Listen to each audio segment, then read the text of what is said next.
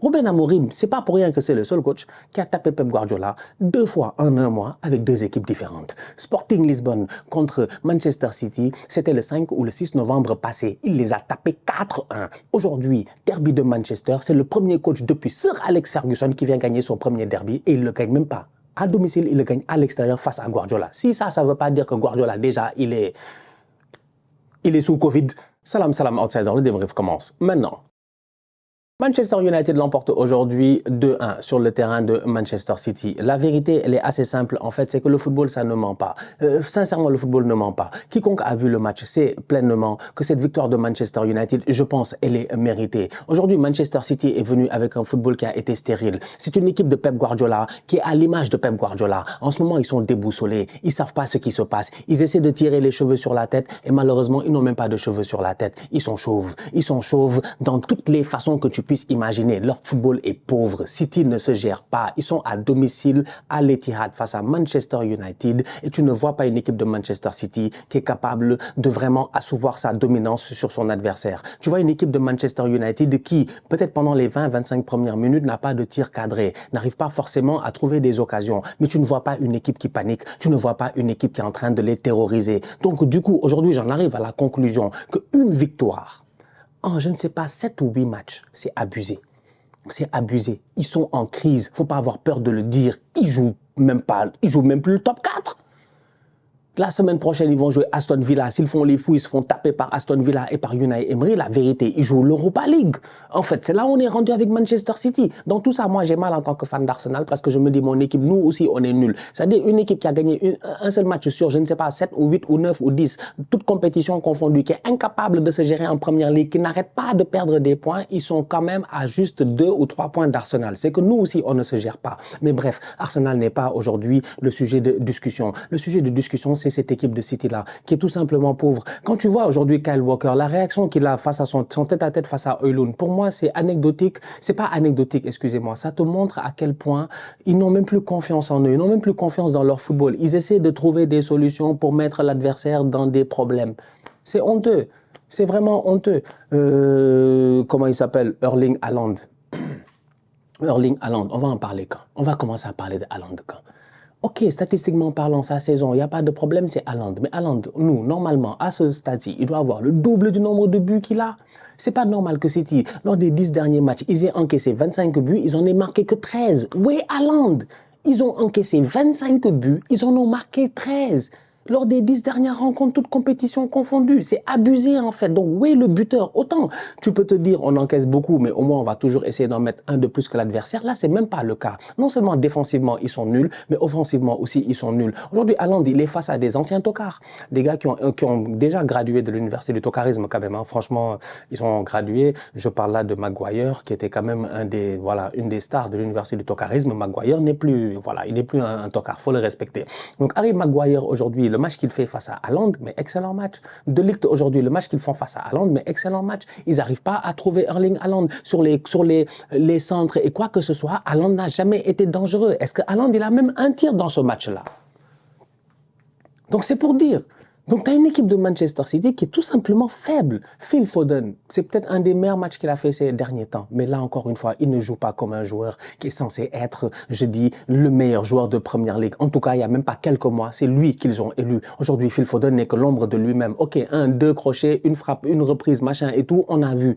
Mais dans le jeu, c'est compliqué. Dans la création, c'est compliqué. Gundogan n'a pas d'idée. Matheus Nunes est sur le côté, il n'a pas d'idée. Il est obligé de revenir en arrière, les gars se fâchent. On a vu le match. On est là, on regarde. Ils sont nuls. Ils sont nuls. Ça va pas. C'est grave, en fait. Ils me font de la peine. Erreur de Matheus Nunes. Penalty pour Ahmad. C'est tout. De l'autre côté, en face, tu as une équipe qui, comme je dis, quiconque a vu le match, c'est que United, leur première vraie occasion, si tu enlèves les hors-jeux de Ahmad, la première frappe de United, elle arrive après près de 25 minutes de jeu. Ils sont là, ils attendent. Ils se disent peut-être que City, avec toute cette possession-là, ils vont faire quelque chose. City ne fait rien. United sort, United tente.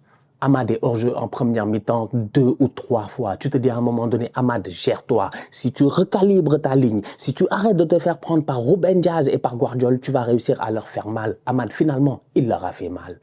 Il a fallu que Nunez fasse une erreur pour qu'Amad en profite. C'est dommage, il aurait dû frapper première intention pied gauche, mais c'est le destin, tant mieux. Il s'arrête, il cale, et derrière, Nunez essaie de se rattraper, il fait la faute. Bruno Fernandes vient claquer le penalty.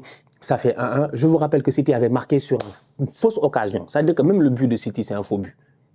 Un but, c'est un but. C'est du football, il n'y a pas de problème. Ne te fâche pas là où tu es dans le monde, sincèrement. Reste calme, reste posé. Je suis obligé de parler comme ça parce que c'est la vérité. C'est une fausse occasion.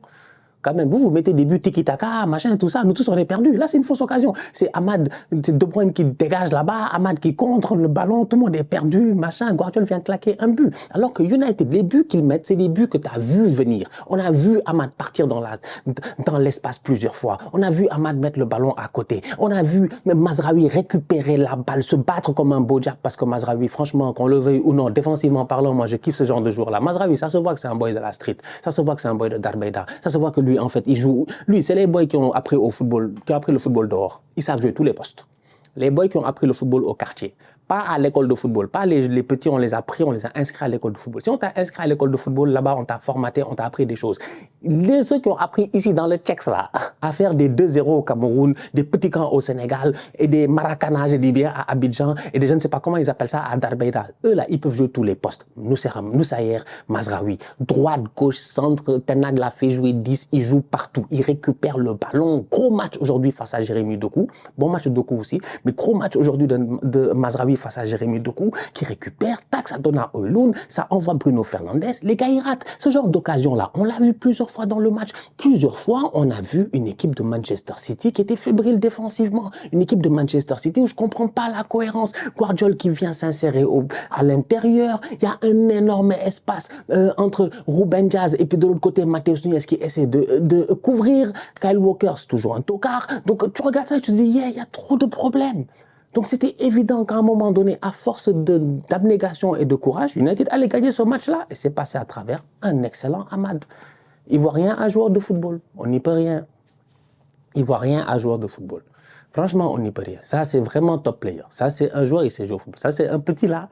Tu sais, c'est un petit là. Je te dis, Lionel Amad. Lionel Amad.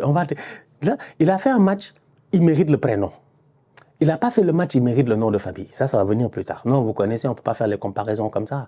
C'est un gaucher, il est dangereux, mais on ne peut pas le comparer comme ça à n'importe qui. Donc, on va l'appeler Lionel Amad. Il a le prénom, il n'a pas encore le nom de famille du grand tonton, du grand bandit. Mais franchement, on va être très sérieux. Une top performance de la part de Amad aujourd'hui. Sur le côté, il a été excellent. Le seul à faire la différence, il a fatigué cette équipe de Manchester City-là. Plusieurs fois, il n'a pas peur. Il prend Guardiola en 1 contre 1. Ça m'a rappelé même Argentine-Croatie. C'est pour ça que j'ai dit c'est Lionel Amad. Il n'a pas encore le nom de famille, il n'a que le prénom. Il a fatigué les gars aujourd'hui. Ouais, Nunez, machin, c'est vraiment Amad excellent. Le seul qui réussit à déstabiliser. C'est ça qu'on attend un tout petit peu d'un ailier. Et encore plus, je dis, d'un joueur comme Amad qui est... Voilà, qui est... En première mi-temps, il faut le voir, il vient rentrer à l'intérieur, il colle un tout petit peu Guardiola, il essaie d'amener ce surnom-là pour empêcher Guardiola. Puisque Guardiola, ça, je dis que Pep, en fait, à un moment donné, c'est que tactiquement, moi, j'ai pas envie de beaucoup m'étaler. C'est que Pep, il nous fatigue. Prends des latéraux qui montent, qui font des centres, tout ça. Il veut nous fatiguer avec ces latéraux inversés qui rentrent à l'intérieur. Donc, son Guardiola rentre à l'intérieur, Amad vient le suivre. Amad vient le suivre. Donc, Guardiola, tu ne peux pas l'utiliser à la construction. Donc, plusieurs fois, tu vois, Gundo, il se retourne. C'est compliqué, il n'y a pas trop de solutions, ça ouvre là-bas, ça revient, ça machin. En fait, plusieurs fois, tu vois que franchement, Ruben Amorim, c'est pas pour rien que c'est le seul coach qui a tapé Pep Guardiola 2 fois en 1 mois avec 2 équipes différentes. Sporting Lisbonne contre Manchester City, c'était le 5 ou le 6 novembre passé. Il les a tapés 4-1. Aujourd'hui, derby de Manchester, c'est le premier coach depuis Sir Alex Ferguson qui vient gagner son premier derby et il ne le gagne même pas. À domicile, il le gagne à l'extérieur face à Guardiola. Si ça ne veut pas dire que Guardiola, déjà, il est sous Covid. Franchement, là, j'ai même plus 2 doses, 3 doses, 4 doses. Lui, il est vraiment sous Covid. Ça veut aussi dire d'un autre côté que tu as une équipe de Manchester City qui va juste tout simplement pas bien. Ils vont pas bien. Et que derrière, Amorim, tactiquement parlant, franchement, 2 fois d'affilée, il a bouffé Guardiola. Ça, on ne peut pas le lui enlever. 2 fois d'affilée, il a tapé Pep. 2 fois. C'était Pep le GOAT. C'est Pep le GOAT. Mais Pep ne fait plus peur à personne. Je vous l'ai dit, le mystère et le mythe est mort. Il ne fait plus peur à personne. Donc voilà. Voilà. top performance de United. Bravo, bravo. Ils font perdre des points à cette équipe de City-là, ça nous arrange tous. C'est bien joué de leur part à Manchester United, ça leur fait du bien. Jusqu'à présent, ils savent pas s'ils veulent jouer avec les grands ou s'ils veulent jouer avec les petits. Ils sont là, ils sont 12e, ils ne sont pas encore certains. De temps en temps, ils perdent des matchs, ils ne doivent pas perdre. La semaine passée, bon, ils ont perdu face à Nottingham, mais Nottingham, ils sont 4e. Là, ils gagnent face à City. Après avoir encaissé un but en plus sur genre corner, coup de pied arrêté, machin, ça aurait encore une fois énervé le pauvre Amorim, mais globalement parlant, ils ont sorti une top performance. C'est ce genre de match que j'attends face à Manchester City, surtout quand City n'a pas d'idée. J'attends qu'à chaque fois que l'adversaire sorte, il leur donne un vrai jab. C'est ce qu'ils ont fait. Ils leur ont donné des jabs jusqu'à ils sont tombés. J'aimerais finir avec le but d'Ahmad. Pour moi, c'est un pouce-casse. Je m'en fous, c'est un pouce-casse. C'est un but. T'as vu le premier contrôle? Ouais, ça va, c'est bon. Mon frère, arrête, t'as vu le premier contrôle? Mais le ballon est parti. J'aime pas où va le ballon. Lui-même, il a parlé au ballon. Il a dit au ballon, pars et reviens. Le ballon est parti, il est revenu. La frappe. Non, la balle est méchante. Tu sens que la balle elle-même, elle bougeait. La balle voulait rentrer. En fait, Ahmad et le ballon, ils étaient copains aujourd'hui. Ils étaient poteaux, ils étaient ensemble. Sincèrement, ils étaient un binôme. Et ça a fait mal à cette équipe de Manchester City là. Son premier contrôle est tout simplement incroyable sur son but. Il fume Ederson en fait. Tout le match, il a fait ces courses-là. Tout le match. Les 2 fois, il n'a pas été hors jeu. Il y a eu penalty et but. Et City, ils ne sont jamais réajustés. Parce qu'à un moment donné aussi, moi, des fois, je ne comprends plus. Quand je vous dis que Pep, il est fatigué, qu'il est saturé, on me dit non, Stan, c'est-à-dire que vous allez voir. On dit, il va continuer comme ça. La semaine prochaine, si Aston Villa le tape, il joue l'Europa League. Bon, donc pour le titre, on peut les éliminer, eux, je pense bientôt. Bon, on va faire attention quand même, on ne sait jamais. Peut-être qu'ils peuvent enchaîner 15 d'affilée. Je les aime tellement pas, ces trouillards-là. On est fatigués. Ils ne peuvent pas gagner 5 premières ligues d'affilée. Il faut qu'on se respecte dans le championnat. Donc pour le moment, Liverpool fait le taf. Chelsea peut peut-être faire le taf aujourd'hui parce qu'ils sont bons aussi, ils sont chauds. On va voir ce que ça va donner face à Brentford. Mais en tout cas, bien joué de la part de United. Bon match globalement. Ouais, bravo. Dommage pour Mason Mount qui sort après 10 minutes de jeu et qui finit pas ce match-là. Il peut avoir quelques regrets. Sinon, au niveau de City, ils peuvent aussi se plaindre de leurs ailiers qui sont juste inoffensifs. Comment il s'appelle Savigno. Bon, il fait rentrer à la 89e. Pourquoi? Il n'a pas marqué Savigno jusqu'à aujourd'hui. C'est aujourd'hui à la 89e, il va marquer. C'est que Pep, des fois aussi, je ne sais pas. Je me dis, les gars aussi, donne-lui un peu plus de temps. Ne le jette pas juste comme ça parce que tu viens d'être mené au score. Jack Grealish, ça fait 44 matchs, il n'a pas marqué. En fait, ils servent à quoi les ailiers de Manchester City? 44 matchs, il n'a pas marqué. Il y avait un temps à City où il y avait des Leroy Sané au top, des Sterling au top, des Jesus au top, des Mahrez au top. Il n'y avait que des ailiers au top. Aujourd'hui, il y a des gars, ils ne marquent pas de but. Ils sont inoffensifs. Donc, quand ton Haaland ne va pas bien, derrière, ça ne va pas. C'est nul. C'est nul. Il n'y a que 2 coups, il dribble. C'est tout. Mais sinon, il n'y a rien. Savigno, il ne marque pas. Aujourd'hui, bon, il a fait son match quand même. Jack Daniels, lui, il est rentré. Hein? Ça fait 44 matchs, il n'a pas claqué de but. Je ne comprends pas. Grealish, il est sous Jack, il veut nous fatiguer. Grealish, gère-toi. Franchement, c'est frustrant. En fait, c'est frustrant de connaître ces boys-là, de savoir ce qu'ils sont capables de faire et de voir qu'ils ne foutent rien. Jack Grealish. Lui, depuis qu'on lui a dit, il a fait une grande campagne, il a gagné la Ligue des Champions, on lui a dit, machin, je sais pas quoi, on l'a comparé, c'est à Thierry Henry, CBS, Golasso, je sais pas, il s'est passé des trucs dans sa tête, il est parti en vacances, il est revenu, il a dit, il a arrêté le football. C'est quoi? Non seulement Pep ne va pas bien, mais je trouve que son effectif aussi est en train de baisser de niveau, de l'abandonner un tout petit peu. C'est dommage. En tout cas, bien joué de la part de United.